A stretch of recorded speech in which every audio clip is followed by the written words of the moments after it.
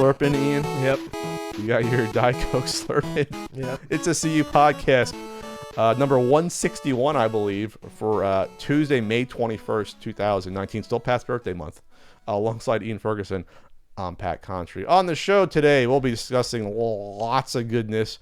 We're discussing Sega Genesis Mini adding 10 more games to their lineup. GameStop potentially changing their power-up rewards. The Indie Retro console on Kickstarter. Tales from the Game Store making a comeback. Mm-hmm. Ian's already yawning. That's a good sign. Q&A as well. Ian, how was your Taco Fest? It was fantastic. I think we split something like 8 tacos, 9. Street taco size, the small ones? Most of the time, yeah. I was going to say, the small ones, you can pack them, we'll probably eat like 10 of those over the course of the day. There was a good number of small ones, and then there were some larger ones that we split, but everything was good this year. The number one taco for me was the TKO fish taco from Sandbar. It was, they took a tortilla, crusted it with cotija cheese so that it was like crunchy and melty. Okay. Marinated Dorado, slaw, mango jicama salsa, and then a bunch of crispy fried onions right on top. It was out of control. You know, I'm on intermittent fasting, Ian. You know, it's 9 I'm well aware. I think the entire world is well aware of your intermittent fasting. I didn't need the mouth watering on my mic at 9 a.m. this morning. Well, then I'll leave it there. I'll leave it without describing any of the other tacos. But it was a good time. You pay to get in, then you go off on tacos. You pay to get in, and then you pay for the tacos. But there's also like music and stuff like that. Is there like games to play? Spin a taco wheel. There's like there's Lucha Libre though. There's like 4 matches. Really, they got in rest in peace, the Silver King who passed away last week. I just knew him from WCW. That's against all. Juventud, I think. Yeah, Juventud. Well, he was a young kid. He's got to be late 30s right now. But Silver King, I think, was early mid 50s. Yeah. So that was that. I saw that last week. That sucked. But yeah, Taco Fest has Lucha Libre, and then there's also 2 heats of Chihuahua races, and come on, and a Chihuahua beauty pageant. They're really leading into this. Yeah, they're really leading the hell in. They're like, you know what? Fuck it. Lucha Libre, Chihuahuas. We're gonna. This year we did not. Stick around for the musical act. The musical act this year was Nelly. Nelly! We back in 2002 with Nelly. Last year was Salt and Pepper, but that was fantastic. Oh. That was fantastic. I was so happy there. And you were tweeted at by the DJ, right? Yeah. What's her name? Spinderella. Spinderella, that's right. Salt and Pepper helped make Pat a man back on the box music television you control. And then Vogue and groups like that. Real quick, I'm going to open up. People have been asking me to open up the Yoga Cat that Vonnie gave me last week. I'm hoping for either the dancer pose black cat, adorable, or camel pose cat right there. Let's see what we get here. It's Blind Box. Blind Box. It's exciting. You know, some people make livings just doing this. I know, seriously. I guess we should just switch to it. I'm surprised there's not more retro game ones. I'm trying to. Maybe we should sell them at the conventions. Oh my God! It's the one I wanted. Oh, sweet! You got Dancer Cat. Wow! What's the odds of that? Well, Ian, the odds are 1 in 6. Yeah, that are the odds. Wow! Seriously, this is the one I wanted. Look at that Dancer Pose Cat, which I can do. I'm flexible for a guy. Look, they even supported his cute little belly. Yep. Or her. Well, I can't see it. Can't tell. This is going up here. There you go. There we go. That gets added. Thanks so much, Vonnie. How perfect. That is perfect. That's one I wanted. I would have been fine with any of them, but that the side stretch is pretty good too. Yeah, that's a good side stretch. Mm-hmm. Yeah. What was I gonna say? Oh yeah. Slurp. So the NES book is officially out of stock. I said it last week, according to some people on Twitter trying to make light of it. Well, you probably sold like 5 copies. No. That's not. I'm not bragging how many copies sold, but it's out of print. It's sold a decent amount, but you can pre-order it at ultimatenes.com or also pre-order a certain Super Nintendo guidebook. I'm starting to finally do like the compilation in terms of, so the writing's all done for the Super Nintendo book. There's been rewrites being done and things of that nature, and still waiting on some assets, some card assets, things like that. That's why it's been a little bit slower going than I would like. But I'm actually doing the compilation, actually placing things inside. It's not magic. There's no script to do it. The composition, and it's an Adobe program called InDesign. which is like there's only like 2 or 3 programs you can use. You can use Microsoft Word even. There's a way you can do it there's no more Microsoft Publisher that used to be back in the day. I don't think that even exists anymore, as far as I know. But they put it into Microsoft Word. But I'm like knee deep into this now. I'm up to I think I'm up to late F's in like a day and a half of work, and this is grinding work. But you know what calms me down is watching. I love watching old poker shows, and the best of them. And because I love Texas Hold'em and I want to play it professionally. I think it's like a dream of mine. And the best of them is high stakes poker. Now the good news is that these are all online on YouTube. Like someone uploaded them all, and the quality is all good. I don't think it's like the official whoever owns it. I don't know if Poker Stars owns it, the rights, but high stakes poker was on from like 2006 to about 2011 or so. It was like 7 seasons. Only the first 6 are good, and I'll tell you why in a second.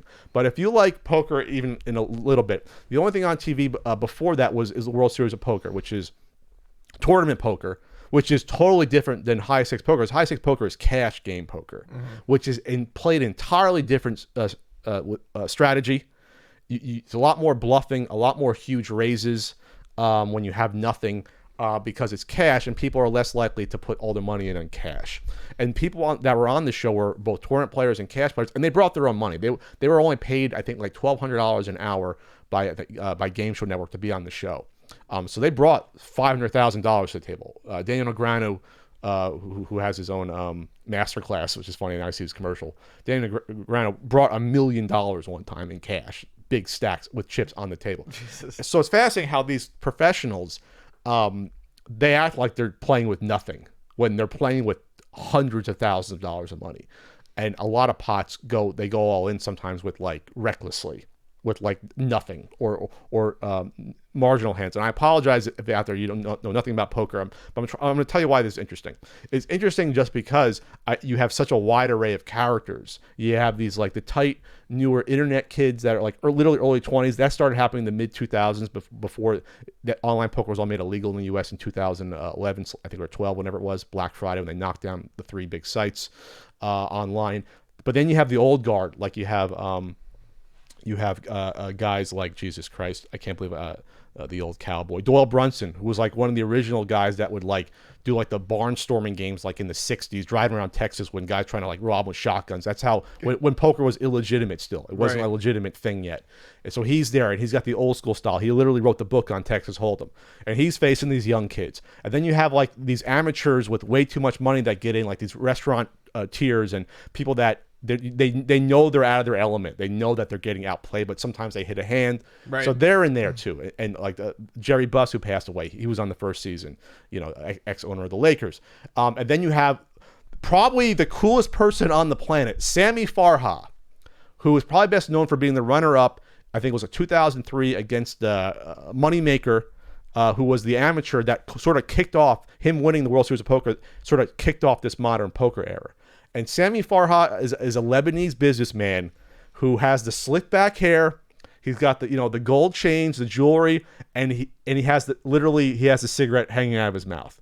He's like what you think of like the prototypical poker player. Yeah, I've seen him. And I'm looking at him. He's the fucking best because he's good natured, but he's still like doing psychological warfare, and he'll bet with absolutely nothing.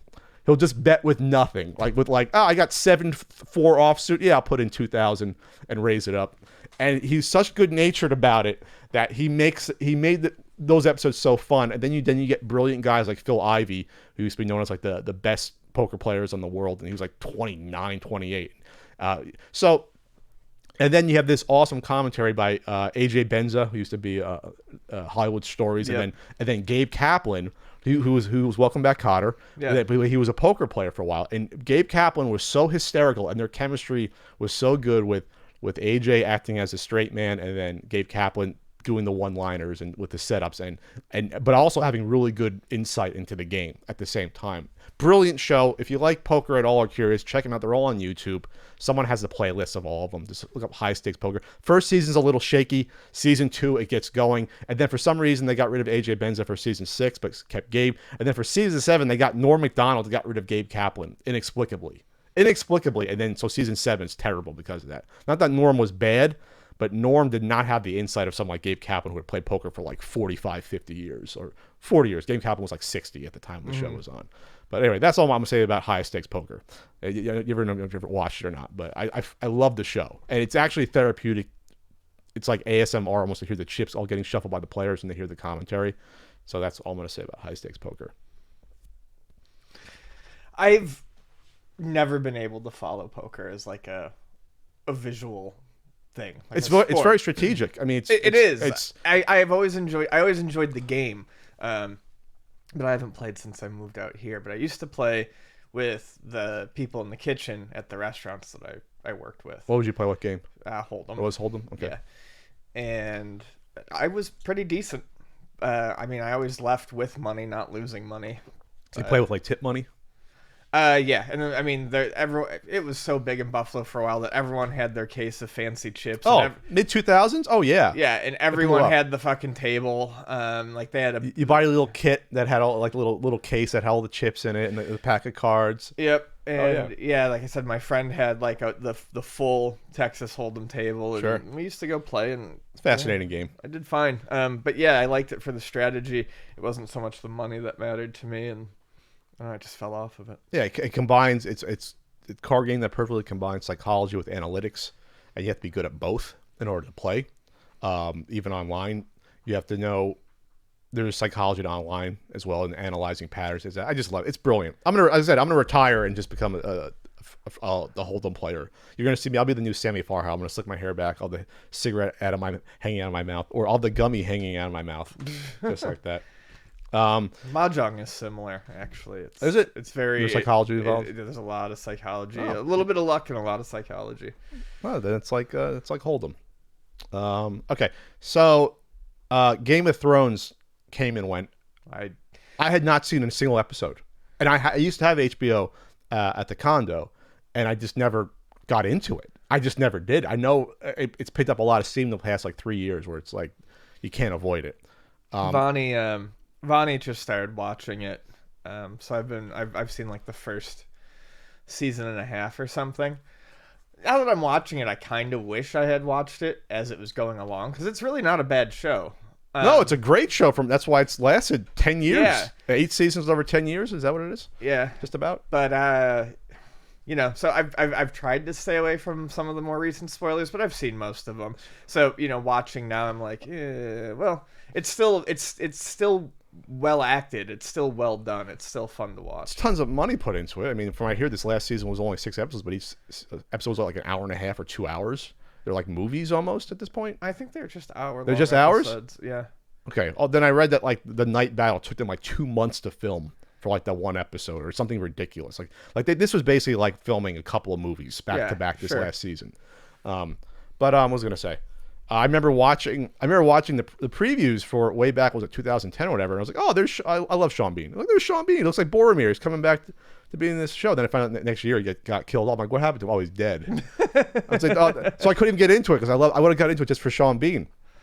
And I guess that's what people were shocked about. It's like, oh, anyone could die, and the show twists and turns, and obviously it's based off a book series that's still not finished. It's famously not finished yet. So I think the first 3 or 4 seasons, they built it off the books.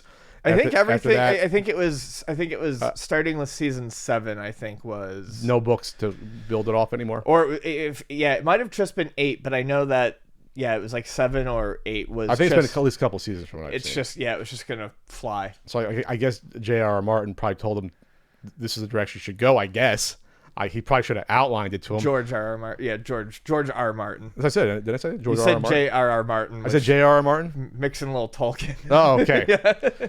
Well, that's the source material way back. So people were disappointed in this season. They felt it was rushed. They felt like some characters, Dragon Lady, whatever her name is, they didn't feel her arc made sense. Other people was like, no, it made sense. Other people said, no, it was rushed, but it kind of made sense. Other people felt betrayed by the character. So overall, there's been a lot of disappointment. Just overall, like it's been middling this season from what I've seen on social media. And then with the finale, people are upset. And then, of course, you get the petitions where people are saying they want to remake the whole season. Remake season 8 HBO. Just spend another, couple $100 million, what have you, $100 million, get all those actors back and remake it. Obviously, that's not going to happen. And I'm not sure what to tell everyone who gets disappointed about their fiction what to do, how it ends. This isn't going to be, an entitled baby sort of conversation. No. It could get there eventually. But I will say that for a show like this to even exist is a miracle. A dark, grim fantasy epic that lasted like 9-10 years with 80-something seasons or 80-something episodes, I think. If you told me like 20 years ago this would be a possibility, I would have said you're absolutely out of your mind. They would make a show like this where it's not just fantasy, but it's dark tones. People get tortured. People get raped. It's Oblivion. It's the grim dark Lord of the Rings, but it's supposed to be well written, and there's intrigue involved. So I would feel blessed that this show got to 8 seasons and it finished up. I know people are disappointed.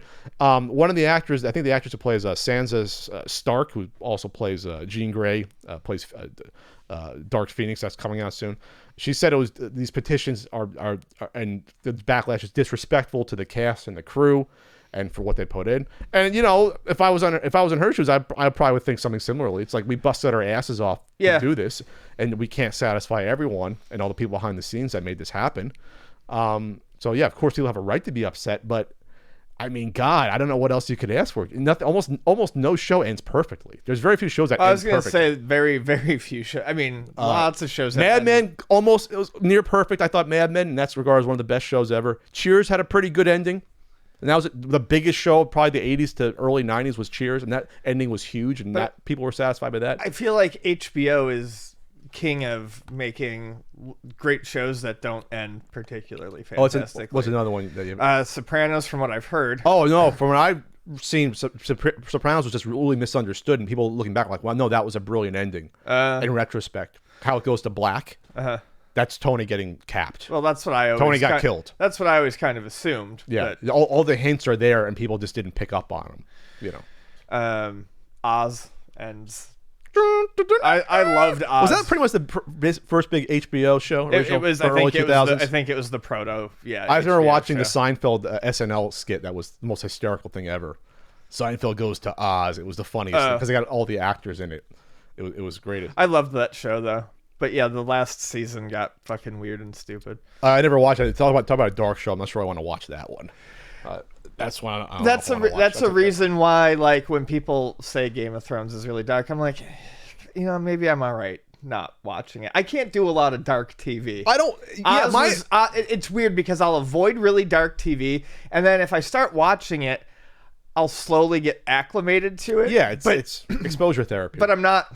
It's still not like... No. I've got enough reasons to be pissed off right now. In a perfect world, I would watch more dark TV, but I listen to dark music. I read fucking dark books. Listen to dark music. What are you into? I don't need to... I don't need to necessarily be watching dark TV. Now, movies, horror movies, stuff like that, I can do because it's a one and done. You sit down, you watch it, and it's finished. But to, like, get into a TV show like that and have 8 seasons of it... With that budget and that scale, that's what I'm gonna say. Like that's rare. I'm just saying, but I'm just saying that's a lot of emotional. Oh, get attached. Yeah. Which is probably why I don't want to get into it, because I don't want to get into it and then be like, feel like I have to stick up with it. Mm-hmm. Like with Mad Men, I binged Mad Men like a year and a half ago. No, it was only like a year ago. I was here, Castle Country. I got through it in like 2.5 weeks, and I was like, no, that was brilliant. That was worth my time. Definitely worth my time to watch every episode. I still need to finish that. But for something like this, where it might seem like a chore to get into, I might be like, especially get disappointed if they recast a few characters. It sounds like, and people are disappointed, and I just want to stay away, especially with this petition thing. I'm like, I don't want to go near it. So speaking of petitions, Ian, coming back circle to the beginning of the podcast, originally in 2013. Yeah. The rumor mill is that Robert Pattinson is the front runner to be the new Batman. Correct. Robert Pattinson of Pattinson, as I said, right? Pattinson of Twilight fame. He was also Cedric Diggory in Harry Potter. Speaking of something I stuck around with for too long, I enjoyed Harry Potter. So of course people were even keeled to this announcement. Oh no, there was obviously another huge backlash and petitions about this as well. I think people forget that he's an actor who's done a lot. He's an actor who acts. And he's not what's his name, Edward? Yeah. He's not the Twilight vampire guy in real life. If you go into a supermarket, he's not going to be Twilight guy. Yeah. He's not. I don't think so. He's an actor. So I think we're at a point where now it's to be expected, but it's almost becoming a parody of itself. All the outrage over these announcements. Yeah, because it happened with Affleck. It happened with Keaton. Happened with Keaton back in the day because he was a comedic actor known for Mr. Mom and things of that nature. Dream Team, Beetlejuice had just come out with Tim Burton, and then. But back then, there's no social media. You don't know about unless you go into a comic shop or watch like Entertainment Tonight. It was funny though. I saw someone had posted online, talking about like this is a petition new. with it was a petition with Batman at the top, and it says Michael Keaton is Batman, and then it like has like a paragraph about. It sounds like all the idiots who write today, but it was like. He's a fine comedic actor, but blah blah blah blah blah. And do your duty and sign up, and it like basically, we the undersigned demand that like they change. And so yeah, I mean they would tack them on the walls in comic shops. Well, here's the thing about petitions that I want to. This is how human psychology works: is that you feel like you're getting something accomplished by lashing out, whether it's online at a certain podcast or signing this. The people making the decisions, though. They have nothing to play off. They can say, oh, yeah, they're angry about this, but they'd probably be more responsive to a positive push for someone. Right. If you said, these are the guys we want beforehand, they'd be like, maybe the WB heads be like, oh, okay, I see what you're talking about. Because that kind of happened with Christian Bale. Before he was cast in 2005, people are like, we want Christian Bale. This guy was just an American Psycho. He has the look of Bruce Wayne. He's a great actor. So there was a push online about 14 years ago. Wow, 14 years ago, Jesus Christ.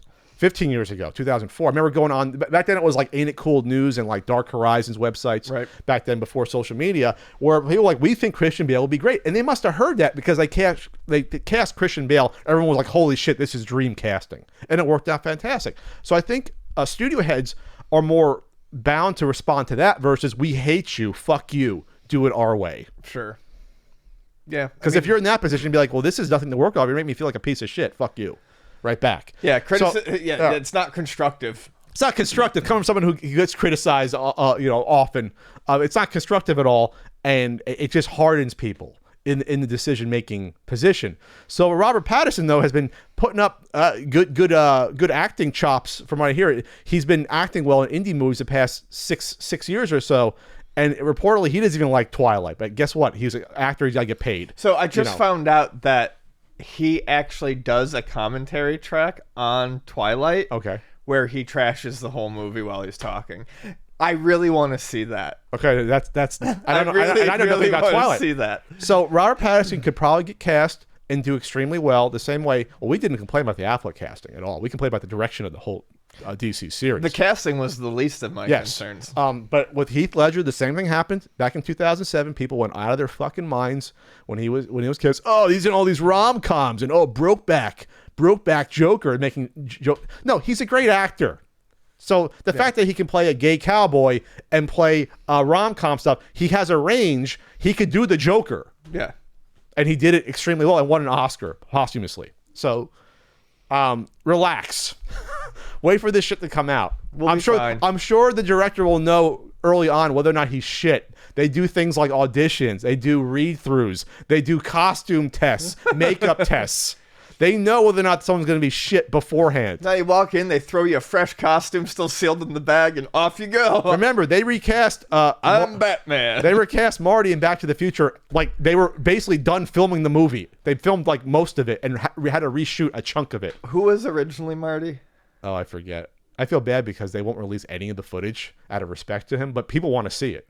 They only put, like, a couple of clips on, like, the 30th anniversary DVD that came out a few years ago. Huh. But it would have been a totally different movie, a darker movie. It was that, I don't know, I forget the guy's name. People in the comments going to. Anyway, the whole point is that that's rare because at that point they usually know who's who. Oh, actually, Michael J. Fox was their first choice to be Marty, but he had to do the Family Ties show. Oh, right. Eric Stoltz. That's right. He was huge in the mid 80s. Yep. Mid to late 80s. And he still acts. He's still around today. Good old Mr. Stoltz. So anyway, so that's all I'm going to say about the online petitions. They're cute. I think they only work when you're being positive and pushing for something versus the negative backlash, because at that point, I don't know. It gets lost in the fuzziness of the world, we'll just say. So, all right, Ian, speaking of fandom, we just passed the 20th anniversary of The Phantom Menace. Star Wars Episode 1, The Phantom Menace, yep. I think is the official title of it. Came out 20 years ago in May of 99. And that sort of hit us like just dropping a bomb on us. Dropped a bomb on us. And what are your thoughts about 20 years of looking back at The Phantom Menace? Looking back at it now, especially now that we're 2 movies into the third Star Wars trilogy, I look back at those prequels, and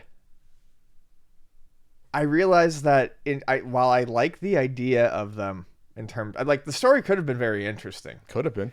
And I think that it really needed better actors to make that happen. I think the story, more or less as it was, needed better writing. Well, better writing too. The script was trash. But the basic idea for the story was there. Yeah, there was a story. I hated the second one. The second one is regarded as the worst one. Some people have a fond memory of the first one. Well, that's where I'm getting. Yeah. So I hated the second one. And honestly, I was not that impressed with the third one. By that point in time, I was just done dealing with... it's not to be mean, but I just could not handle that Anakin. It was... Hayden Christensen, I don't think he did horribly. The writing didn't help. The writing didn't help, obviously. You could see where there were points where like they are literally clunking through the dialogue. And yes, I don't think that's all the acting, but it's partially it. Are you saying love has blinded you? This is from yes. No, I'm so in love with you. It's like you want to, like, your head's going to explode. Right. Like you can write something better on the spot than that. However, Phantom Menace, while I have no desire to ever go back and see it again, I have good memories attached to it. That keep me from hating it, I think, as much as other people did. I was in high school, and I was a fucking mall rat, and we were hanging out at the mall. Woo, and mall rats. It was launch day. It was like the release day for the movie, and we hadn't heard anything about it. Our friends and I wanted to go. We wanted to see it, but we figured there'd be no tickets. Well, it was a giant, at that point in time, it was like a 20-screen theater in the mall, and when we walked by, I just stupidly was like, hey, any tickets for Phantom Menace? And he's like, oh, yeah, plenty. So we were just like, oh. So we bought tickets and we went and saw a showing. I remember leaving the movie not particularly happy with it or excited about it. But I think just because it was high school and it was something to do, it was a fine way to pass the afternoon. And as a person who likes Star Wars but isn't a crazy huge fan, it's hard for me to be too disappointed, or at least I thought it would be hard for me to be too disappointed, because I'm just kind of in it for the ride. So I did go see Phantom Menace 2 more times after that. It's the only movie I've seen in the theater 3 times. I haven't seen it. You saw it 3 times? Yeah. The second 2 times or the second time and the third time were on LSD. Okay, that's why I made it better. Because it was a lot of fun. The pod racing scene. The pod racing scene was intense, and the last lightsaber battle were great. So I was in high school, and I had nothing to do, and I had this acid, and I had friends who, a couple friends who hadn't seen the movie, so I'd just tag along, and I went and saw it 3 times. So, no, I don't hate it. There are things about it that I like. Like I said, I like the basic concept of the story they set up, and then it never really goes anywhere. Well, it's a movie that, we'll just say, wasn't needed. Sure, it wasn't. I mean, no one asked for. I mean, this is going to be us harping on it. I want to talk about more about the error and things that happened. But yeah, in short, to talk about the story, no one asked for a 10-year-old Anakin. When they announced these movies, no one imagined they'd start with a little kid Anakin. Which, by the way, the actor, you don't want to get on a kid actor. I'm not blaming the kid actor. I'm blaming the casting of the kid actor. They should have. I remember watching the behind the scenes DVD stuff, which is gold, by the way. The behind the scenes stuff that they actually put on their own DVD online, showing people like looking at Lucas like he was crazy and afraid to criticize him at all, which is why the movies are so out of whack, because no one said, no, George, we're going too far with Jar Jar and things like that. I think Spielberg even looked at him like, yeah, George, this sounds good. And looking at like the robot thing, and just thinking like, wow, what the hell? Because they're friends forever. But on the behind the scenes DVD, they showed the auditions of 3 kids, including the kid Jake Lloyd they picked.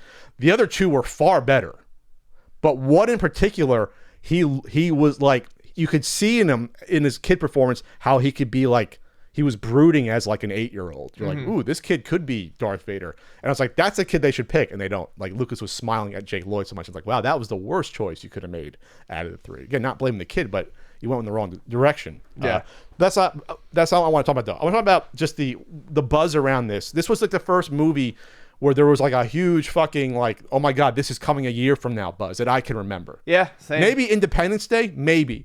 That was with that teaser originally, but that was more. But that was Super Bowl teaser that year of like '95, I believe, or '96, where it showed the White House getting blown up, and that came out that summer. Right. And that was a huge event when we do it. But with Star Wars, yeah, that was. I mean, that was really those summers from like '96 to 2000. Those are big years for summer. Like that's when blockbusters blew up. Yeah, a lot. Mid '90s, '95, '96, they started blowing up. Yeah, the awful Godzilla movie, things like that. But I was a huge Star Wars fan. I mean, huge. I mean, I grew up with it. I did toys when I was a kid. You'd watch them. I think USA Network would show them Christmas. I believe they would show they would show all 3. Yeah. Usually. So you would watch them at least then, or if you got like that Showtime for the weekend, which happened like once or twice a year, they could show them. Remember that? You got all excited because we only had basic cable. We didn't have same. So like middle class Pat. We couldn't afford that. Get a preview of a station. It would just be you'd suddenly have it added to your TV for like the weekend. It was like for like 3 days. So that was really your only chance to see it. Star Wars, unless you rented them back then. We didn't own them. I think my dad might have rented them one time. He rented them, and then we saw them on TV. Like they'd be on TV like twice a year. So there was the toys, but once you got to the early '90s, in the landscape of Star Wars, there was nothing going on. You had some Dark Horse comics that came out, and then you had buzz from George is thinking about doing the prequels. Then he was like, oh no, he's thinking about doing episode 7, 8, 9. That's what the talk was. They didn't know. They thought about bringing back Hamill in the early '90s. It's only been 10 years, so it was out in the middle of nowhere. And then like the PC games were, I think, a huge part of bringing Star Wars the focus of the zeitgeist back on them through the PC games, X-Wing, TIE Fighter, Dark Forces.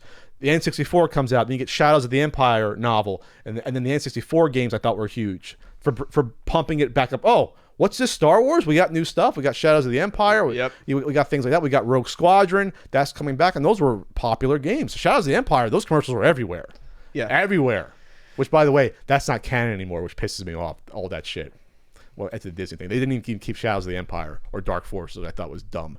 Anyway, so there was a pump up in like with the younger teenage crowd beforehand with the video game stuff in your 20s, but I was a teenager. The video game stuff, and then they brought out like the THX versions in like '97. Then they had the THX ones were like '95. The last time you can buy these versions. Special editions were '97, came out in the theater. That was a big thing. I saw Empire. Because my brother had the full screen, I think, THX trilogy box set. And then they brought up the special edition, Yep. letterbox ones. So then they put the special edition in theaters, and then, oh my God, here we are, Phantom Menace. And then the trailer came out, I believe it was like November, I think it was like November of '98. I was in college, freshman year. And then the trailer came out, the teaser. And then like zoom, pod racing, remember how big that was? Yep. It was like nothing. Someone walking through the mist, I think was the Gungans, and then bam. The pod. That was the first teaser that people online were sharing. Like, holy shit! First trailer. Remember that with QuickTime? So I do. No, you had a QuickTime for episode 2, but people were sharing with like QuickTime and embeds. There's no YouTube. You got to go to a website with an embed to watch it. My friend Miles was talking online about how I think he said he was in like, I can't remember how old he was, 6th or 7th grade when that movie came out, and that. That first teaser trailer got him excited, and he was like telling all of his friends how cool Jar Jar was going to be. Oh boy. I mean, because you don't Jar Jar is a key to everything. But you don't really have an idea of what's going to happen. You just kind of see those Gungans, and they're like, okay, that's cool. And then after the movie, he like got a bunch of shit in school for it. So obviously, I was hugely excited. Yeah. Oh, I missed out on something. And then mid-90s, they started bringing the toys back with the Power of the Force line. So like everything was set up for this 4 years in advance. I did a great job. So I knew things were going to be weird. I had a feeling at the time. The teaser was great. The trailer came out like a few months before, whatever. It's spring of 99. And the first 20 seconds of the trailer are, I will not bring a political action that will bring us to war. And they started talking about politics stuff in the trailer, trade stuff. And it's just like, the people are dying, Senator. We must. I was like, this is kind of weird. It doesn't feel like Star Wars to me. Right. It's a little. They're not focusing on like the fantasy elements in this, the weird stuff. It was like people just talking to each other, talking heads. Right. And I thought that was a weird tone. But that's what the trilogy became. The prequels. Yeah. People sitting down on couches in rooms, CG rooms, talking to each other. That's what the trilogy mostly is. Yeah. With some action scenes thrown in. And that's why it doesn't feel kinetic or real. And that's the best thing I could say about the difference between the prequels. And even the new trilogy feels kinetic and real. People running around with unreal sets, and they try to get that feeling back. And this, it's like walk, stop, talk to each other about something. Continue on. Sit down on a couch, talk to each other. That's how these movies go. They're just not constructed with any energy. So, or like when Padme and Anakin are talking, just stand there and look at each other blankly and, spit out this dialogue. Yeah. You got to get this out. Mason, Kenobi were talking about, we must act quickly. Then they stop and look at each other. And they don't with a CG background. Anyway, but this was the start, I think, of the hype fandom, geek fandom we know of today. Sure. 20 years ago. This was before Lord of the Rings, right before Harry Potter, a couple years before Harry Potter and Lord of the Rings, 2 or 3 years. Lord of the Rings was 2001. Harry Potter was 2001 as well. So this was the start, I think, of modern geek culture. When you think about, there's buzz, people are camping out for tickets. There's a video we can show, but we'll probably cut it for time. There's a video showing like the interactions. People were dressing up in the costumes going to the theater. This didn't happen before this movie this that we know of. I guess it probably happened a little bit with Return of the Jedi, but that was still in the time frame of these are the movies that are big. But this is 16 years after Return of the Jedi, and you have kids that never even seen that. They weren't alive when Star Wars came out, that are dressing up as characters or dressing up as young Anakin and going. They had the lightsabers. It just seemed like they hit upon a younger generation, but they got the kids that were kids in the 80s and 70s back as adults to see it. And so it was like this touchstone moment for geek culture that, for better or for worse, got us to where we are today. I'm not saying it's good or bad, but I don't think people will be camping out for tickets anymore. It's kind of silly. People literally were intense to watch the first viewing. I saw my first viewing. I was so weirded out by the buzz as a huge star. I was weirded out by it. It bothered me to an extent. I didn't see it opening day. I saw it that Sunday, like in the middle of the day with a mostly empty theater, because everyone probably saw it Friday and Saturday. And the feeling I got afterwards was like, it wasn't even disappointment. It was just like numbness that this was the buildup that everyone had in their head for 10 years, 12 years since people thought about them making these movies. And it didn't feel right. It's the only thing I can say is it didn't feel right to me as, teenage Pat. Yeah, no, it didn't. The movie felt weird. Felt off. Yeah. And that's the best thing I can say about it. Say what you want about these newer films. They don't feel as off. You might disagree and say like, they ruined Star Wars. But they feel like, at least they feel like Star Wars. That's what I said after I saw The Last Jedi, finally, which took me forever. I was like, it was a fine movie. It did some weird stuff, but it felt like a Star Wars movie. They feel like they're in the same universe. So to me, like I said, as a person who's not like crazy into it, I like these newer Star Wars movies, I guess. I'm more likely to watch them again than I am the prequels, even though I don't really need to go back to either of them for any reason. Because at least, it feels like Star Wars. The production feels similar. Yes. They're shot on film. There's practical sets. Yeah. There's less CG thrown in your face. 100% of it. Yeah, they have CG stuff, obviously, but it's set dressing. It's not the whole set. Well, that's the difference. Because when you look at some of that behind the scenes stuff, they're doing 40-foot green screens behind them. Yeah, that's their sets on the prequels. And green props, and that's nearly all of it. I think they said there was very, very little that was actually shot. Episode 1 they shot in the deserts, so that kind of felt like, this feels like Star Wars. I don't know if they went back to Tunisia or not to shoot, but it's like, oh, this feels like it, but then not 2 and 3. Yeah. I think it's episode 2. They shot in Italy, the romantic subplot that sunk it for me. I was laughing at episode 2 in the theaters. Oh yeah. I was out at that point. I was annoyed and laughing at everything. At that point, my friends going, shh. I just want to see like Yoda flip around like an idiot. And even that, I was like, this is ridiculous. I was out by then. I tapped out. I sold my Star Wars toy collection in my early 20s. I tapped out. Before video games. Pat was a Star Wars toy collector. Tapped out. I sold 95% of it. Yeah, the second one. What is it? Attack of the Clones. Attack of the Clones. Awful. Just unwatchable. And then episode 3, people are like, oh, episode 3 is not bad. Yeah, compared to the first 2, it's still not a great movie. It's okay. It's okay. It's okay, but honestly, it doesn't make any sense. A lot of it. You don't get why Anakin turns against his friends and kills kids. There's no explanation for why he would kill kids. There still isn't. So to his mind, saving his wife is worth killing. Potentially saving his wife is potentially saving his wife's life is worth killing kids. No, that's like talk about dragon. People getting pissed about Dragon Lady. There was nothing set down that he would he killed the Raiders though in episode 2. Because they killed his mom. Yeah, there was revenge here. This was just potentially you can teach me to bring. To save someone's life, I'll kill kids. No, I don't. No one, I think, bought that. It didn't make any sense at all. Anyway, so that's episode 1. And here we are at Star Wars. Maybe they should have left it alone, but we got to make money. We got to make money with entertainment. All right. Ian, what's this story going on? Esports player Tfue sues the Faze clan. Is it Faze or FaZe? I'll say Faze. Yeah. Sounds fancy like Tarjay. All right, fine. Tfue sues Faze clan over allegedly oppressive contract. This is the first thing I've heard about where now we're getting to the maturation of esports when now we have disputes like this. We have contract disputes. Yeah, it's kind of crazy. So his lawyer is saying, basically the time is now for content creators, gamers, and streamers to stop being taken advantage of through oppressive, unfair, and illegal agreements. The gaming community deserves a safe environment that allows gamers the freedom to control their own careers. So it's not exactly saying, but there is a complaint, essentially, I believe, with how FaZe is handling the monetary payouts. And how they control them and lock them down, basically. This Tfue fella, Tfue, a rapper. Yes. Through his lawyer, saying that FaZe Clan takes advantage of these young artists and jeopardizes their health, safety, and welfare, writes Friedman.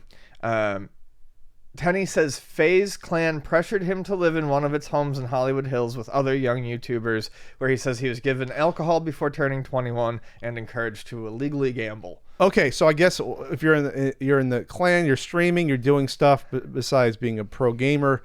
You're in the clan. You gotta perform on Twitch. I guess he was encouraged, given he thinks alcohol to liven him up and to be fun, live in a house with other people. That's not cool. That's like being in a frat. Yeah, I was in a frat. Yeah, it sounds like a frat. I was in a frat, and that's one of the darkest moments of my life, being forced to drink that shit because you're young and impressionable. So I just imagine what he was feeling, being forced to drink and illegally gamble stuff. FaZe Clan also continuously pressured and encouraged Tenny and others to undertake dangerous stunts while performing in videos. During one video, Tenny suffered an injury to his arm while skateboarding, which resulted in permanent disfigurement. Okay, I joined a clan to play games and have fun and stream, I guess. Yeah. Now I gotta be a skateboarder? Permanent disfigurement? What the fuck? I mean, that could mean anything but from a scar to... So they do mostly... See, I know the name. So they do more streaming versus professional gaming. I thought it was more professional versus streaming. Okay, I'm wrong. So they do both, though. They do both, but I didn't know how much they stream. Yeah. I guess that's a large part of this. You stream, people know who you are. Yeah, I guess it makes sense. You practice and people are going to watch you. Okay. Let's see. So... Lastly, Tenny has claimed that FaZe Clan signed an 11-year-old... a 11-year-old gamer and pressured the minor and his family to lie about his age. Wow. So wow. So he's going to the labor board of California to try to work this stuff out. Yeah, so he says that his gamer agreement. He's hoping that his gamer agreement is unenforceable and that the company must repay him all revenue it has collected as a result of its work for him. So I guess one of the main points, sticking points, was that they're taking up to 80% of his earnings. Says Faze Clan is violating the California law and the Talent Agency Act, I guess, which puts a cap on how much an agency can take from you. Traditionally, an agency takes 10%, 15%. Sports agents take like 3 or 4 or 5%, something like that. I know that. So 80% is unreal to take from someone. Here's FaZe Clan's response. We're shocked and disappointed to see the news of Tfu's press article and lawsuit. Over the course of our partnership with him, which began in April 2018, FaZe Clan has collected 0 tournament winnings, 0 Twitch revenue, 0 YouTube revenue, and 0 from any social platform. In fact, we've only collected a total of $60,000 from our partnership, while Tfu has earned millions as a member of FaZe Clan. While contracts are different with each player, all of them, including Tfu's, have a maximum of 20% to FaZe Clan in both tournament winnings as well as content revenue, with 80% to the player. So that's what someone, we're looking at the Twitter moment. It's like, it's important. This is from Rod Breslaw of Slasher. It's important to note that the 80% number is only for branded video / streaming deals. Tfu admittedly keeps 100% of his prize winnings without FaZe taking a cut, and presumably all the revenue from streaming subs and videos ads without them taking a cut either. And so it finishes here. In Turner's case, neither of those have been collected by FaZe. So the 20% for tournament winnings and content revenue, they haven't been taken. So it seems like... So he's really disputing the 80% of the brand deals and branded content. That's what it sounds like. Yeah. Which is a high number. No, he keeps 80% of it. 80% goes to the player. 20% goes to FaZe. It says it right here. Have maximum 25 contracts are different with each player. All of them, including Tfu's, have a maximum of 20% to FaZe. But that's not what he's claiming. He's claiming they're taking up to 80%. And as well as content revenue with 80% to the player. But that's not what he's claiming. Okay. And that's not what this deal says. It says 80% numbers only for brand deals. Okay, so something's going on here where there's just I don't know what's going on here. There's 20% to the gamer, 80% to the company. So if he's really upset about that, then yeah, that's a big deal. If that's what he signed up for, they got to figure that out. Let's be clear: we have never collected on that clause from Tfu or any other project line. So it sounds like that was the original deal, and they switched it. They switched it out. Okay. So, all right. If the deal is brought to the gamer by the company, they get 20% on the brand deal, and 80% goes to the company. 80%. Okay. For brand, for the brand deal specifically. Okay, so that's probably where the dispute is. That's a pretty bad one, but it sounds like everything else is pretty good here. I think what I want to talk about though is that with contracts and younger people. These are the situations you can get in where you have people that are inexperienced with business and don't know about legal contracts. They sign things that they don't know what they're getting into, and they can be bound by them for years and years. That happened with early on with Machinima. There's a lot of creators, allegedly, that were signing these deals that were locking them up for like 5-10 year deals for bad ad revenue splits on YouTube. This happened like 6, 7, 8, 9 years ago. I remember you telling me a little bit about it. And they were not good contracts. Right. Like some were like, oh, we'll give you like 40% of your money. And people like, and these are like 16-year-old kids, 15-year-old kids, but just happy to make any money on YouTube. They're getting screwed. And then getting locked into like 10-year ironclad contracts with no out clauses. So the legality allegedly of some of these contracts could have been voided if you got a lawyer and looked into it. So this is carrying over now potentially to these gamer clans and these these esports teams where a lot of these kids are, if you're 21 year old, they're like 18, they're 17 playing these games. That's where they're recruiting from. Because those are a lot of times you don't have a lot of times to play video games when you're in high school, when you don't have a job when you're 20. It's kind of probably hard to pick up pro gaming when you're like 38. To get into it, because you have a job, it's kind of hard to focus on it. It's a young man's probably sport, a young man's world. But unfortunately, they feel like they can get taken advantage of. So now looks like his other members, the members of the clan, are saying it's unbelievable. What's unbelievable that he's lashing out. Oh.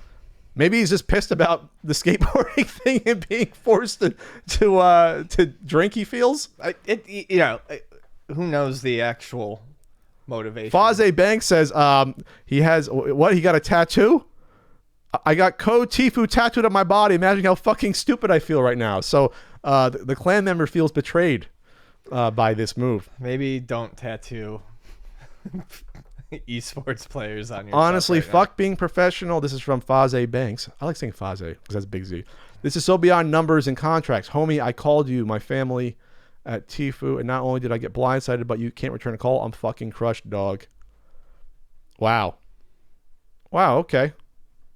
This is a weird moment. This is gonna happen more and more.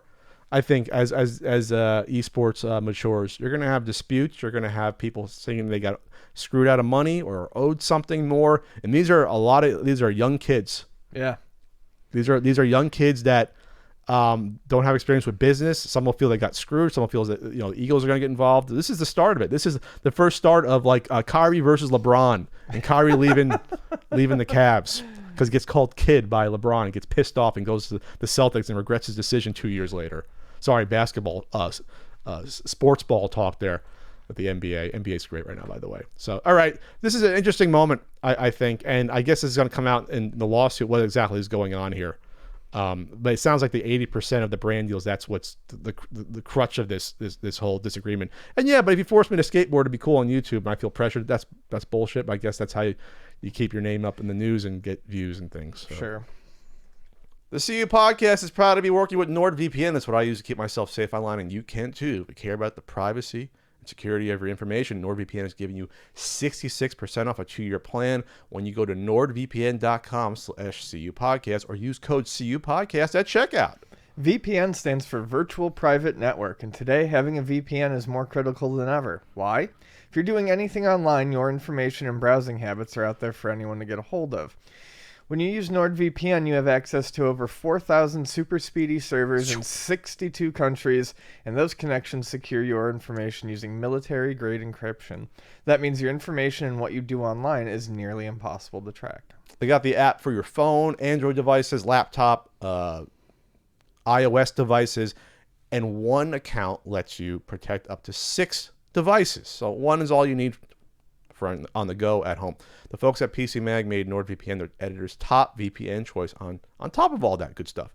Other potential benefits, maybe you could hop around the world and see where you could stream in other parts of the world on, Netflix in Europe or what have you. I'm not saying you should do it or condoning it, but you can try. Or flight benefits. Again, to get that special offer, 66% off a 2-year plan, go to nordvpn.com/CU Podcast or use code CU Podcast and get going with your secure web browsing. All right. And Sega Genesis Mini. We first talked about the announcement of the 10 games. We skipped games 11 through 20, but now 21 through 30 have been announced here about what's coming on board. So they announced 10 games. There's 30 total, 40 going to be on the system. So the 10 more they added, I'll count down. Wonder Boy and Monster World. Yeah, that seemed like one that Vector Man, that's a fun one. Yep. Sonic the Hedgehog Spinball, never played it. Phantasy Star 4, The End of the Millennial. Well, all those millennials, I think I'd be technically be a Millennium. Oh, not millennial? Oh, The End of the Millennial would have been a better game. Golden Axe, I love Golden Axe. God, I love Golden Axe. Why isn't there a modern Golden Axe? Beyond Oasis, know nothing about it. That's good. It's a top-down Zelda-like game. Okay. Action adventure. Alex Kidd in the Enchanted Castle. I love my Alex Kidd. I don't. Ghouls and Ghosts. That's a good one. Street Fighter 2 Special Champion Edition, even though it's just Champion Edition, but they call it Special.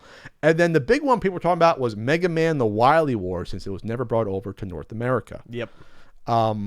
So Ian, what now you see 30 to 40? Is this coming together like a good solid list to you? Yeah, actually, I think the list looks fantastic. I think Sega's really nailing it on the selection.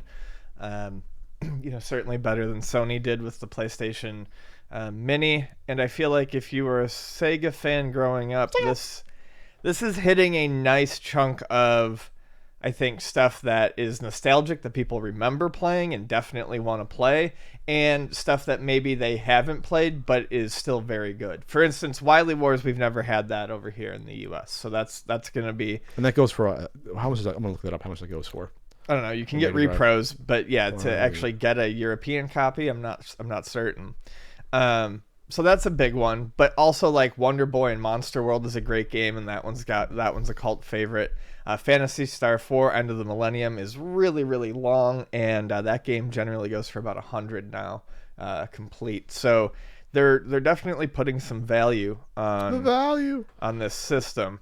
Castle of Illusion and World of Illusion, the two Disney Mickey Mouse games. That's a great addition. And so many. Contra Hardcore's on there. Oh yeah, we talked about that the first time. That's Contra Hardcore's on there. Castlevania Bloodlines is on there. This is a really, really nice looking list of games. There's so many counterfeit Wily Wars on eBay. It's insane. I'm trying to find a real one to see the price. Yeah, it's probably gonna mostly be... I gotta put in what, authentic?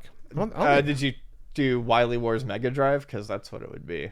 Yeah, but I just put in Wily Wars. I'm gonna put in authentic to see if that gets me some here. Buy it now, $390 complete. This one is only $50, but it looks like it's a fake. It's like a hard to find game. Yeah, there's tons of counterfeits. Yep. So this is going to be this is $80, right? Yeah. So the same price as the Super Nintendo Classic, comes with the 2 3-button controllers. They announced the 6-button controller for $20. What I don't like is that in order to play Street Fighter 2, you need a 6-button controller to play it. And I think they should have threw a 6-button in there. I think they should have, or bundled it with maybe 1 3-button, 1 6-button, something. $20, I think it's not unreasonable, but that's the generic. I mean, that's the generic controller price I see thrown around a lot. I think actually they're, and I could be wrong, I think they're using the Genesis, the Retrobit Genesis controllers, because those are official. They're just going to do that. Might as well. I think that might be what they do. I could be wrong, but I know they did a USB one. Why reinvent the wheel? Yeah, exactly. Just branded Sega Genesis and look exactly the same. Same casting or whatever. So the good news is that looking at the list, though, unless they add any other fighters to this, I don't think there's any other game you need 6 buttons for. Unless I'm incorrect here. Let me take a look. You're more of a Genesis guy than me. I don't think there's at this point. But if they add Eternal Champions, Eternal Champions can use 6. Yeah. So it's hell to play these games hitting the start button to swap out. It's just hell to swap punches and kicks. It's not, you can't, they're unplayable doing that. They just are. You can't do combos. You can't react quicker. You got to twist your fingers around to do it. No, in all honesty, it looks like Street Fighter is the only one so far that would need 6 buttons. Okay. I actually prefer the feel. I don't like how big and clunky the original Genesis controller are. I don't like how they're laid out. I prefer the 6-button one myself. But this is coming together nicely, though. This is a nice list. Yeah. This is a nice list. I'm not you're a Sega hater. I think it's a nice list of games. Yeah, this is a quality list. It's a really, really well-picked list. I mean, there's games in here that I don't like or wouldn't play, but even those ones... I'm going to ask you, is there any filler on here? Is like Mean Bean Machine, is that a filler title? Mean Bean Machine is Puyo Puyo, so people do love that, okay. But I always consider it a filler title because no one really thinks about it, and there's tons of other ways you can play Puyo Puyo. So Mean Bean Machine is fun. I'd say that is kind of the most fillerish of them. Sports games. I know they have to get licenses to like Tommy Lasorda or Pat Riley, but I'm surprised there's or Montana, I guess. They can always come out with it just saying like Sega football and take Montana's name off it. They probably could do that if they wanted to, right? Alter the ROM a little bit? No? If they don't want to do the work? No sports games. I'm surprised not to see Columns on here. I know people don't talk about Columns ever. That was an early, somewhat important puzzle title. I'd rather have Mean Bean Machine than Columns. I'm just saying I'm surprised not to see it. But the heritage of the Sega Genesis, it's pretty important. It's true. I mean, we got 10 more games to be announced, right? Yeah, I'm just not shocked, but being that the Genesis made its bones early on arcade ports and largely sports titles, I'm kind of surprised that, if you don't have a Montana football or an NHL game on here, That would be shocking to me. But then there's licenses involved. I understand that. Yeah, I feel like NHL 94 would be a pretty easy pick, but licensing. I'm just thinking about, obviously, a lot of people out there don't like sports games. Think about the number of people that had the Genesis that love sports games. They sold like hotcakes, the NHL games, the Montana games. They're very common Genesis games. And not to have those on here represented all, I think to me is just weird. Because even on the NES Classic, they'll throw something at you. You know, they'll throw a racing game at you. They'll throw a, a sports game at you, right? NES, what did NES Classic have for sports? They had sports, right? They had Tecmo Bowl. Yeah, and ice hockey, I believe. No ice hockey. Oh, okay. Tecmo Bowl. There was one other sports game. Oh, I think regular tennis. Whatever. Yeah. They threw a sports game that was popular. So Tecmo Bowl is to NES what NHL is to Genesis. Like those were like the two of the biggest sports games on each, respectively. Not to have those, I think, would be not a black eye, but it wouldn't have fulfilled the potential of this system to me. I still think it's a great list of games. Not being familiar with like 5 or 6 of these at all. I think we'll get a sports game or two added in the next 10. Well, maybe not a sport. I'm surprised Super Monaco's not on here. Really? Yeah, Super Monaco or Outrun. Outrun. I'm just surprised that they haven't put Outrun a port of either. Outrun, any racing. well, Outrun wasn't a huge seller on the Genesis. Not on the Genesis, but I'm sorry, like Outrunners or Outrun, whatever the future one is. Okay.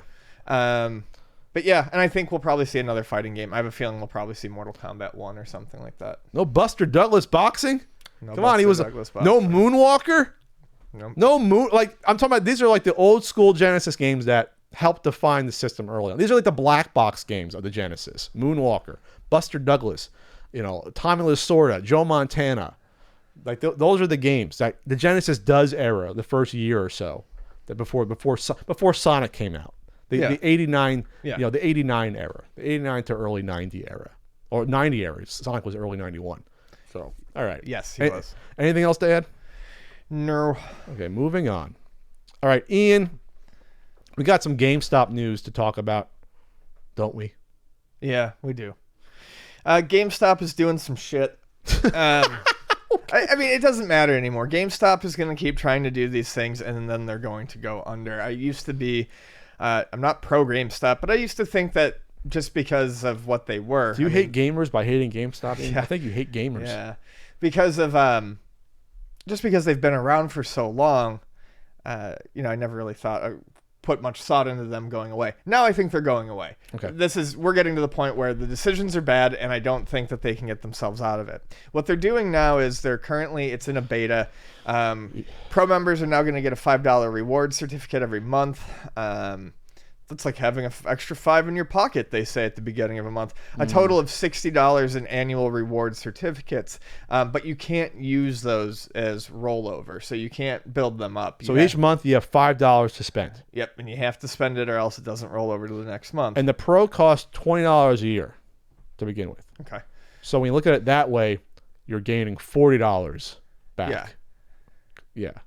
Yeah, so you're gaining, $40 essentially maximum of free coupons if you use them. Yes.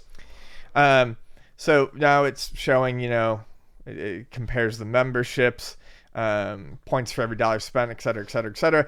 So the you get a 10% extra trade-in on game credits, accessories, tech and whatever. But I believe this is replacing what is it replacing? Is it replacing a percentage reward? It was 10% off pre-owned games. I would rather have the 10% off pre-owned games. It didn't really drop the prices a ton, but I feel like overall that would work out better. Well, pre-owned game could still be $55 if it's a week old, and then you save $5.50. So you're already saving. And then if I buy more than one, I'm saving maybe $10 a month, $15. The percentage is a way better deal. And I'm not pressured to buy something month to month to get my ass into the store. That's what this deal is trying to do. Trying to get you into the store at least once a month to spend money. Yep. That's what they're trying to do. The gambit is that you're going to come in and spend $5, probably on an item that costs at least $20, $30, $40, or you're going to buy a new game. So they got your ass in the store, but they want you in the store once a month, every month of the year. Yep. That's what this is doing, which is a smart move. But I can see right through it, and probably most people will. Yeah, exactly. It's not hard to figure out, and basically, you're not spending money to get a discount. You're spending money to definitely spend more money in the future. You're spending money to potentially spend money you're going to lose every month. Yeah, it's an awful deal. It doesn't matter which way you cut it. It's 10% off pre-owned games accessories. It's in beta right now. So there's none near our location in 100 miles that's doing this right now. So obviously they're trying to figure out what works, what's going to keep them afloat. This ain't it. This is rearranging deck chairs on the Titanic. That's all this is doing. Yeah. Because you're actually going to make it worse for some people. What if before I bought 2 games a month? I'm a big gamer, Ian. I'm a big gamer. Mm-hmm. I don't watch Game of Thrones and binge it. I play games all weekend. So I want to buy a new game maybe twice a month and play through it. So in the past, I'd be saving $10 for 10% off or $15. So that $15 a month is now only $5. How does that benefit me? It doesn't. You're just taking stuff away from Pat the pro gamer. And there are people who go to GameStop and buy more than 2 games a month. I mean, that's where it's really, those people are the people who would most benefit from a rewards program are the people who are going to suffer the most from this rewards is bad. program. Yeah, it's not good. There's no good way to spin this. Because all Amazon has to do is see GameStop doing this. It's like, you know what? We're going to do the same exact thing that GameStop did to you guys out there. We're going to offer $20 membership to the whatever Amazon Gaming Club, and we'll give you 10% off of the game. You don't think they can do that in a heartbeat? No, they could. They definitely and they'll get could. all that business from GameStop on top. This is horrible. It is. And people were saying to us, we were critical of hiring the guy who ran the autos. Like, these guys don't run businesses. I'm like, I know what a good idea is, what a bad idea is. This is a bad idea. Yeah. Yeah. If you can look me in the eye and say this is a good idea, this benefits consumers, will get them into the store. More importantly, We can go back and talk about Mr. AutoZone. yeah, we talk about Mr. AutoZone. Mr. AutoZone just collecting his check-ins and get his golden parachute when they get bought out or liquidated in a year or two. A free tub of wax. This is not a good sign at all. No. This is again the Blockbuster thing, getting rid of something. Well, the Blockbuster deal actually benefited the consumer. This is benefiting GameStop if people buy into it, but they're not going to buy into it. Right. That's the problem. GameStop needs to do strategies to get gamers to buy into them, not to say, "Wow, I can see through this right away." Yeah. Oh, and then is this right? Was it only $14.99 before for the membership? Now it's gonna be.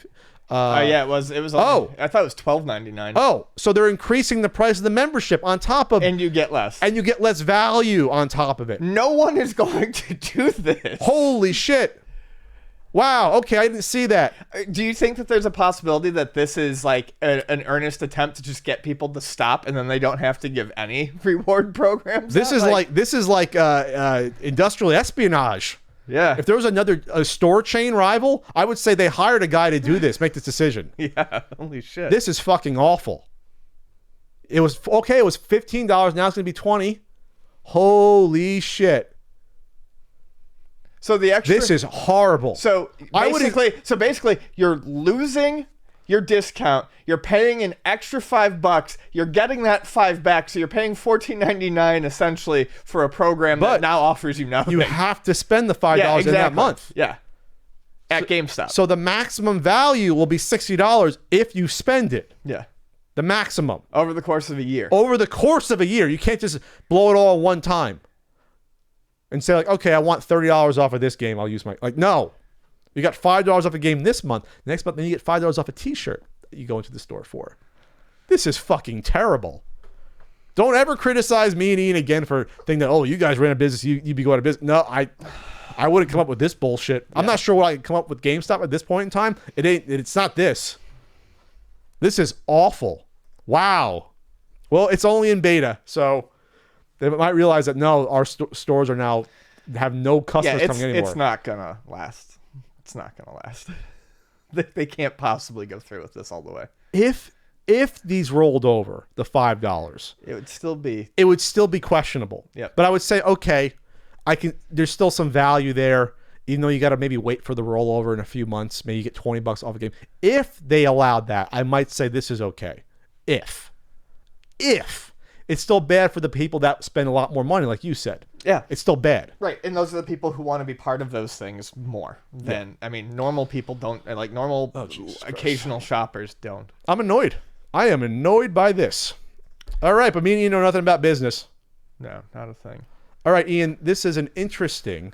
It's the Indigo Classic Retro Console and XS, the new slim version. A true console with access to thousands of games from past, present, and future, powered by a spiritual successor to Commodore Amiga OS. This is on Kickstarter, but it's called Indigo. Not Indigo and Indiegogo. So, this is an all or nothing project. It looks like there's only 21 backers, 4 days to go. I just caught wind of this just because this is this was featured on the punkeffect.com. My website's on what? I did not see this for. If you go, holy shit! What? It's wait a second. Hold on a second here. Well, I honestly didn't notice that till now. When you click on this, it says like featured on IGN, Daily Motion, Games, Retro Collect, Retro Gaming, Retro Computer. Then it says the punkeffect.com on the bottom. My defunct website. What? I don't remember talking about this. Maybe someone did an article on this on the site 4 or 5 years ago originally. Okay, that's blowing my fucking mind. Okay, I'm glad we did this topic. That's really weird to me. They found my JPEG of the punkeffect.com site. Anyway, so this is an all-in-one retro console with a built-in DVD RW drive, rewritable, to run games for Amiga, CD32, Sony PlayStation, Sega Saturn, Sega CD, TurboGrafx, and more. For Saturn, Sega CD, and TurboGrafx, you need additional ROM files in order to work. I guess BIOS and things like that. Because for PlayStation, they with Bleem and everything, they're software emulation. Right. That's totally perfectly legal for that. So. There's different versions of this. I guess I missed the first version of this, the Indigo. So there's not a lot of backers right now for this, which I guess the goal is let's see, the goal is 7,500 pounds. Is that euros or pounds? That symbol, Ian. That's euros. All right, $8,300 roughly. They might hit it. All I'm going to say about at this point in time, this reminds me of the CD. We discussed what the hell happened to the CD. I don't know if it ever came out, the CD, which was an emulator disk drive. But there is a need for something like this. There is. Yeah, I agree. We're getting all of our solutions, taken care of for cartridge games. Yeah, that's done. ROMs, between flash cards, Hyperkin and analog. You've got your entry level and your higher end, and like you said, you've got the flash carts and all that. So we're getting to the point where very soon I won't say anything's perfect, but there'll be a lot less to worry about on the cartridge. Carts are fine. There's flash carts now for almost every major system and handheld system. And the modern, clone systems, are reasonably priced anywhere from, say 40 starting to, higher, like high 100s, like close to 200 for the analog. But, it's not crazy expensive, and you're not going to have to really worry about too much upkeep when you replace it. With a lot of these CD-based systems, though, unless you're emulating, the only way you're playing these is with the actual hardware. There is no Hyperkin or analog unit out there for a Sega Saturn yet. We need something like that so people don't have to hunt down and spend $100 on a Saturn just to find out that their lens is going to crap out a year later. Sure. This comes pre-installed. This is cute with the shareware versions of Doom, Quake, Duke Nukem, and Wacky Wheels. And nice. And the full version of Jim Power. Okay, and then they have an app store they're building on this. So we were just talking about Wacky Wheels like last week. We were. This is weird. I'm weirded out that my logo is on this Kickstarter when I don't remember discussing this ever. I just don't. Well, and your site's been down forever. My site's been down for now a year. It's a year now officially. Yeah, Rest in peace. Unless the CD turned into this, I don't think we've ever talked about this. No, the CD I think never came out from what I saw. Yeah. I don't think it ever come out. But this doesn't cost a huge amount. What does this cost to actually get this version here? It costs. What's the cheapest one? Oh no, it's the bare bone is 100 euros. 100 euros. I think the CD was trying to be 100 US. It's $111. Okay, that's not bad. Because like I said, I think the CD was shooting for $99.99. That's not terrible No, for this. if it does what it says and does if it it's well made. yeah, that's not bad. And then the €200 one, you get the what do you get on top of that? You get Odroid XU4. I'm not familiar with that, I guess, operating system. I don't know what you can do with that. But this is also a Blu-ray upgrade you can get on this. There's an SD card you get with the Indigo OS and Arrow's OS image. So this is going to be something that I think happens more. The Polymega, the longer the Polymega doesn't come out with their bare system, which is the CD system that this stuff's do, the worse and worse shape they're going to be in. Because to me, that was always the linchpin for me. Yeah, I was always on board. Nothing with else of it interested me. It was only everything else is they're beaten to the punch with the analog systems with the Mega SG and then the Super NT. So the Super Nintendo and Genesis is covered. That's covered. Yeah, and with the clones, it's covered. But the CD based systems is what we're still waiting for. We're waiting for that solution. If I can get a $100 system with an HDMI out that does Turbo/PC Engine CD, Sega Saturn, Sega CD. PlayStation 1, maybe PlayStation 2, and then if you ever could work on Xbox eventually with an emulator upgrade, sure, we're set. That's good. We're good for 10, 12 years of generation of games, and we're set until the next version comes out in 2030. It does 360 and PS3. You know what I mean? Like, we're set with that. So check this out. I'm not familiar with the company before what they've done here. Apparently I should be, because my website logo's on this. I honestly didn't know until I looked at Ian. I was like, what the fuck? What is it doing there? I just think it's funny. I feel like reaching out now and saying, when was this spoken about? Yeah. I guess someone did an article mentioning the past Kickstarter. Because unless someone took over the punkeffect.com and did a recent article, I don't know about it. Okay. Moving on, Ian. Moving on. I've got a story.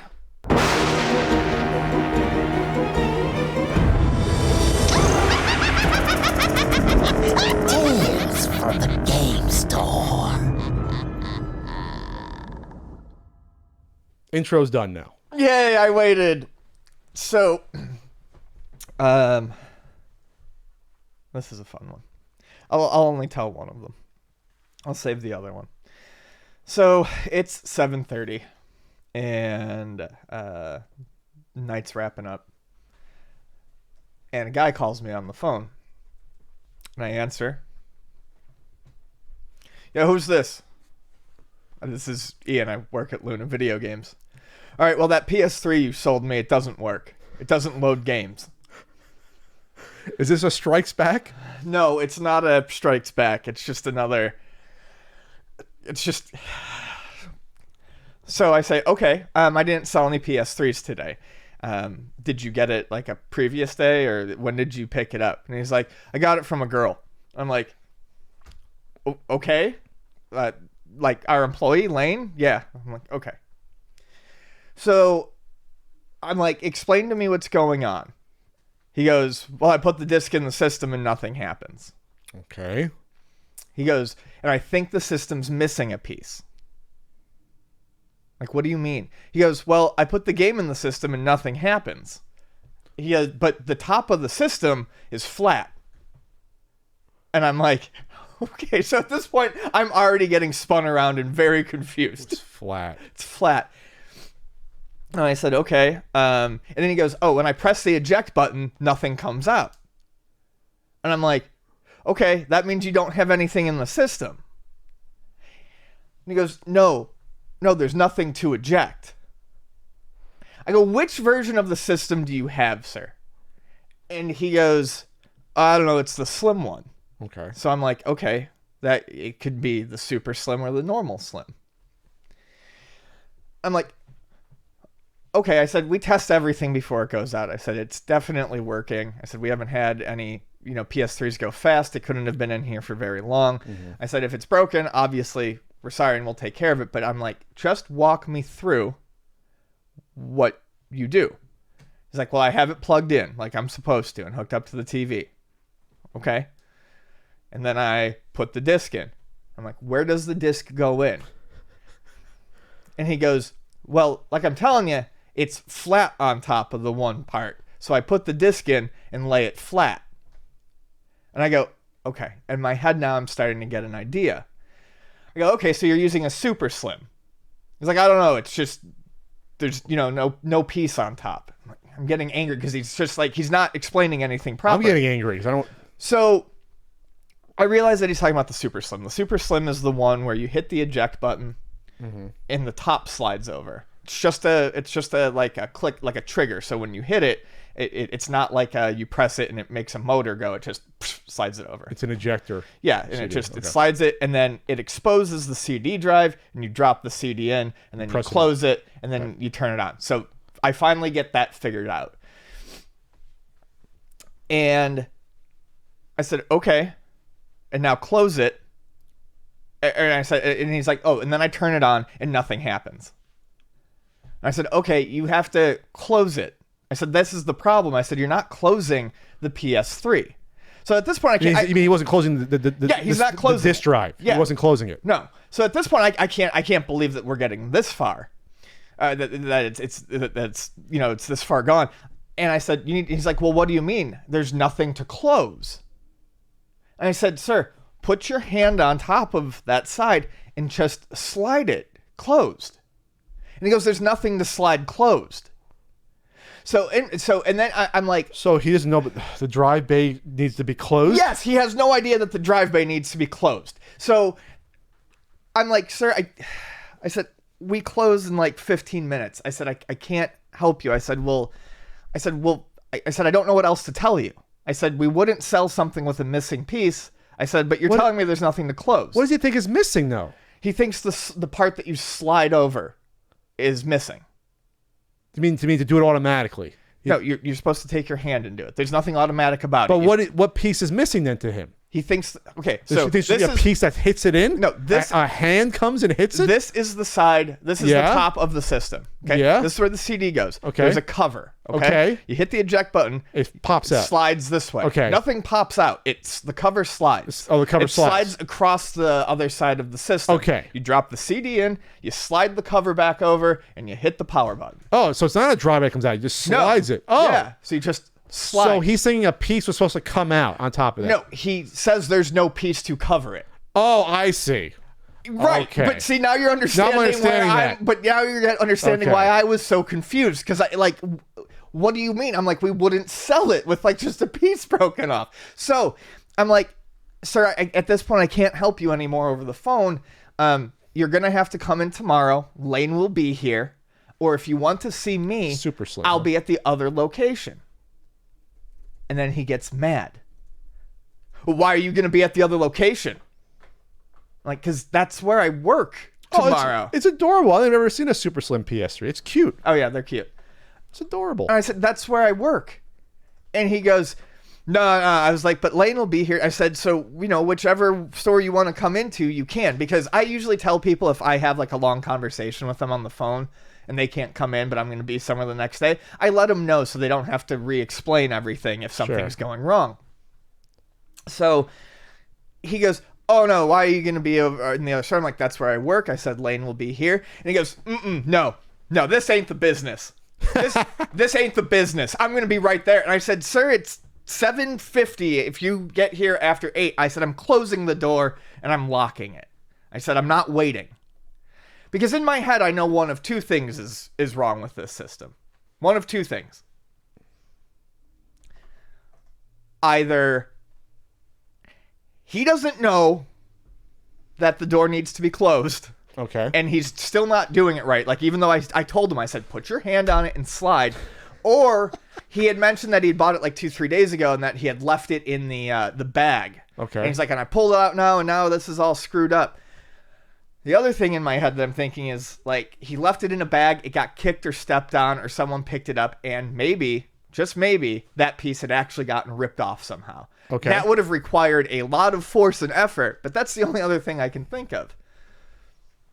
So I'm getting ready,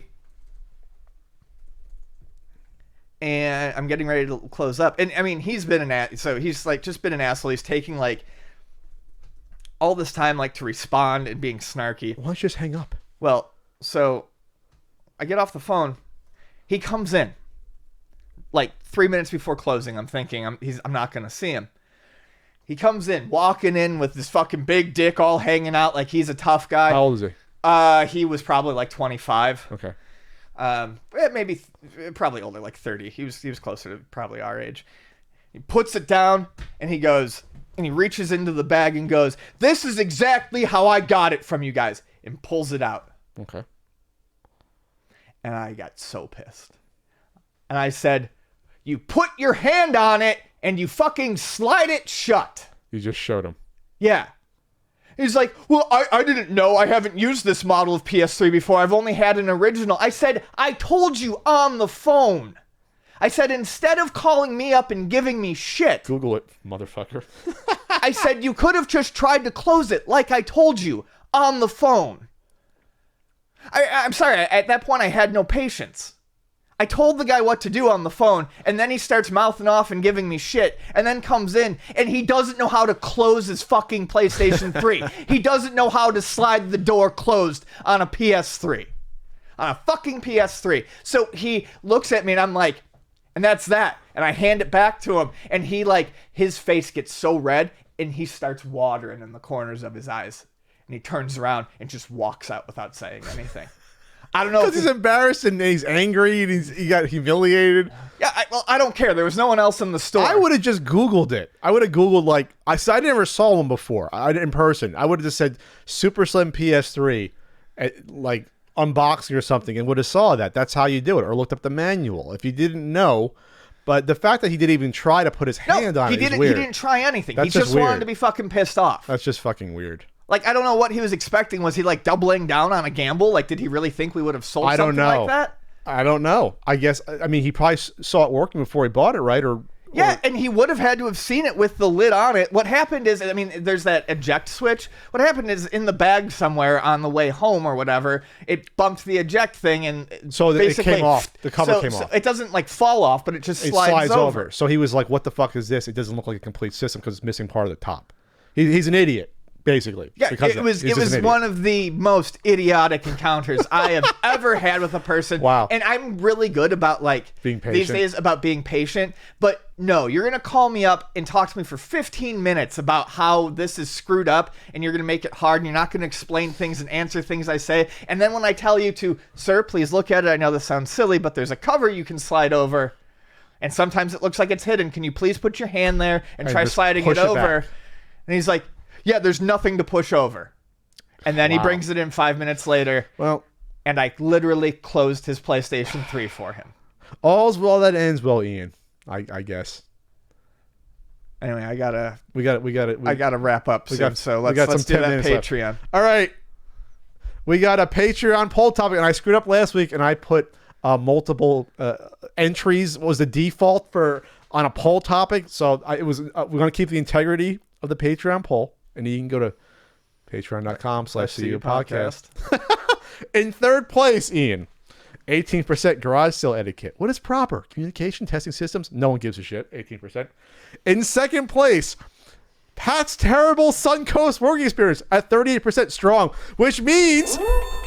Finally. Whoop, whoop. This is the Price is Right sound, Kieran. Whoop, whoop, whoop. What would a CU podcast movie look like at 44% after like 3 months it made it, Ian? What would a CU podcast movie look like? All right. All right, finger cage. Tommy Tucker, finger cage. Tellerico finger cage. A convention runner who doesn't like us very much. You're pitching it. Okay. All right. Is inviting us out to a convention. Okay. All right. But this convention runner... He doesn't like us. He's playing a long game. It's a long game, okay? He's playing a long game. Okay. All right. So he's going to have us out there. Maybe he had done a video online about one of us at one point. maybe not. But it's going to be a long game. So he's going to play it up. He's going to promote it. He's going to act like... cover a hotel, first-class accommodations. Exactly. And then when we get there, we're going to find out it's all a sham. Okay. And we're on the run. and then it's going to become a road trip movie. This is where I'm trying. So to they figure start chasing us. So they start chasing. So this isn't like a Saw movie with a convention with traps. No, it's a road movie. No, it's going to be kind of like a road trip / Smokey and the Bandit kind of movie. So we got a rental car. Yeah, yeah. We got a Chevy Cobalt, a rental car, and we'll have to argue about food choices a lot during the whole movie. Our Sentra. We got our Nissan Sentra. We can maybe do a scene at Cheddar's where I tell you this is awful and I have no idea why you want to be here. So who's chasing us in this movie? Who's the antagonist? Is it a bunch of thugs that are hired by the person running the convention? It's the con runner and his cronies. And his cronies are after us. Yes. So they're always one step behind us, like Smokey. It's literally Smoking the Bandit with rental cars. It's Smokey and the Bandit. We're getting chased at a nice 37 miles an hour. Yeah. That's what it is. That's our... Yeah, so basically the scene is we get to the convention, we're all excited, and we walk in, and it's just an empty warehouse full of a bunch of goons punching their hand. Then we just turn around and run? And that's when we have to run. We'll figure out the more details later. This sounds like Adventures in Babysitting a little bit. It doesn't a little bit? It's fine. I just saw it recently first time. Great 80s. That's what it sounds like, though. That's fine, too. Doesn't it sound like that? What you just said, you ripped off Adventures in Babysitting, Ian? I haven't seen that in ages. But they're in the run because they get in a situation and they're all constantly on the run after that. Well, that's what I'm looking at. Wow, I'm surprised you didn't work in I think it's like the Blues Brothers. We encounter different groups of people on the way, like in that movie they encounter the neo-Nazis at one point. They encounter it can be a little bit like the Warriors in that we have to get from point A to point B, and we interact with different groups. We tangle. Okay, perfect. We tangle with a bunch of different groups. So maybe we tangle with an incel cult that's unhappy that we talked about a mobile game at one point. We run away from their leader, who hasn't seen his dick probably since the Clinton administration. We do that at one point in the movie. Do. That'd be great at one point in there. Then maybe at some other point there's we run into the dumpster divers that don't like us. We go on the run from them. I'm liking this concept, Ian. This is the pitch meeting. We're building up the pitch meeting. We take a wrong turn. We take a wrong turn at one point, and we end up at BlizzCon. All right, BlizzCon, is that what happens? And then everyone just looks at us and just starts, all right, we get back in our Sentra and go off we scream away at 20 miles an hour because that's probably the top speed of a Nissan. Is it a Nissan Sentra? Sentra. The Sentra. That's always the cheap rental car you get. It's like cheaper than a Civic. There's a Supra and a Sentra, and Gotcha. The Supra is Toyota. Yeah. That's always the default rental car for $23 a day, whatever it is. You get that one. Corolla. All right, so we got the dumpster people, the gaming convention. That's how it starts with the gaming convention person gets us. We got the incel cult angry about us about a mobile game. What else do we got? We need like a fourth element here that comes after us on the run.